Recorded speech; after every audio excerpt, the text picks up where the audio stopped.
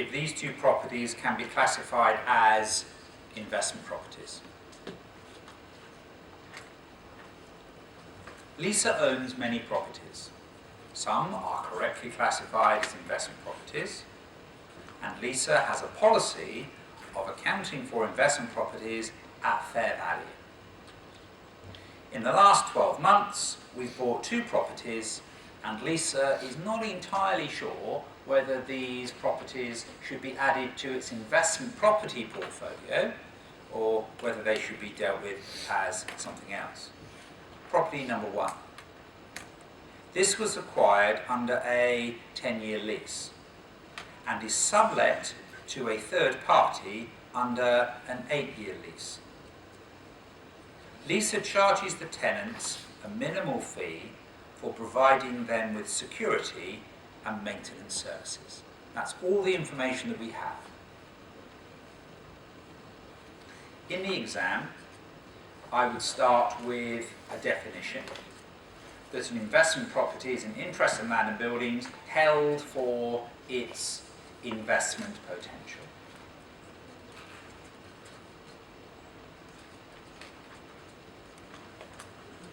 Which means we are looking for capital appreciation and or rental income.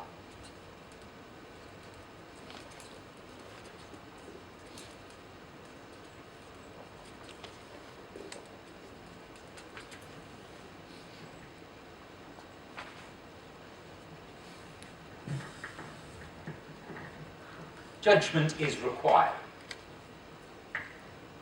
We are charging a minimal fee for security and maintenance. Minimal. I think that is acceptable, and on that basis it is not disqualified. Yeah? So it can be an investment property if the additional services are minimal. Yeah, but they have to be minimal. Now there's a curious little twist about a lease. We're leasing the property and then we're subletting it out. So presumably, this happens sometimes in a shopping centre.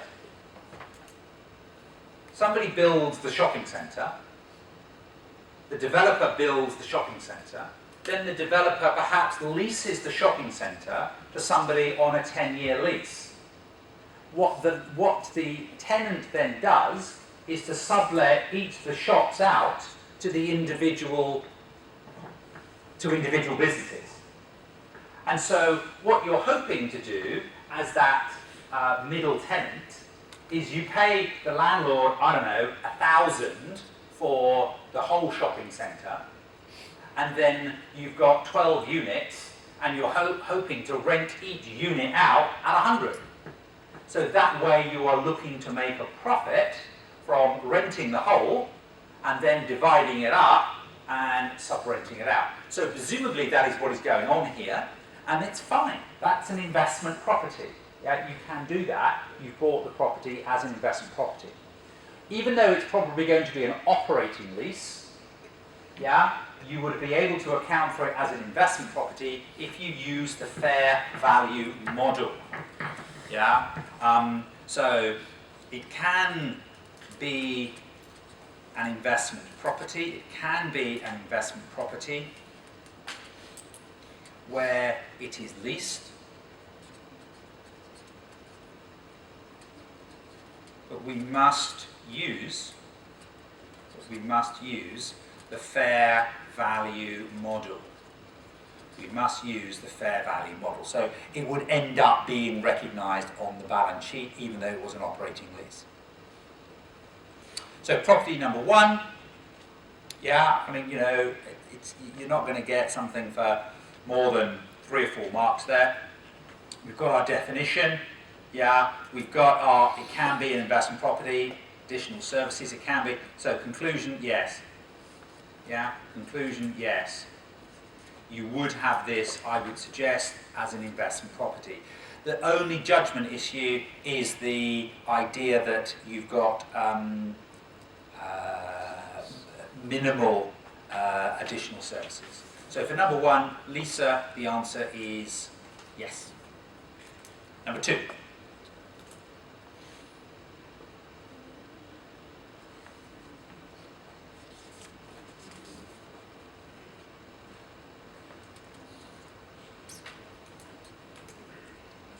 Second property was purchased with an intention of developing it for resale. It's in a state of disrepair. They've incurred costs, and the directors think they will be making a loss on the sale. Okay. I mean, I can tell you the answer in a minute, but is this a property we have acquired for its investment potential? Is this a property we've acquired for its rental income or capital appreciation? Or is it a property we've acquired with a view to reselling? And if you buy something with a view to selling it on, if you buy wood with a view to changing it into tables and sell it as a table, if you buy a property in a disrepair and then you repair it and you look to sell it on, what is that activity called? Trading. That's inventory. That's stock. That's lower of cost to net realisable value. So you're buying a raw material, adding some value to it and selling it on. So property in this context is inventory because of that intention to resell. Yeah? So it is acquired for resale. It is acquired for resale. It is therefore inventory. It is therefore inventory, not an investment property. It should therefore be written down to the lower of cost and net realisable value. Bish bosh. Not all properties are investment properties. They have to meet the definition. The accounting treatment for investment properties should be regarded as fair value, with gains and losses going to P&L. I counsel you, I warn you, as I said yesterday, no, not yesterday, day before, you can have a government grant which doesn't necessarily say it's a government grant. If the government give you a loan at a preferential rate of interest, a low rate of interest, they're giving you financial assistance, so the benefit is a government grant. You in the exam can have a property and the question will not necessarily use the words investment property, but if you're holding the property and you're not using it, then it's probably going to be an investment property. Alright? So if you're not using it, if you're using it, it has to be PPE. Alright? But if you're not using it, and you're hoping it's going to go up in value, or you're thinking you might be renting it later, it will be regarded as an investment property.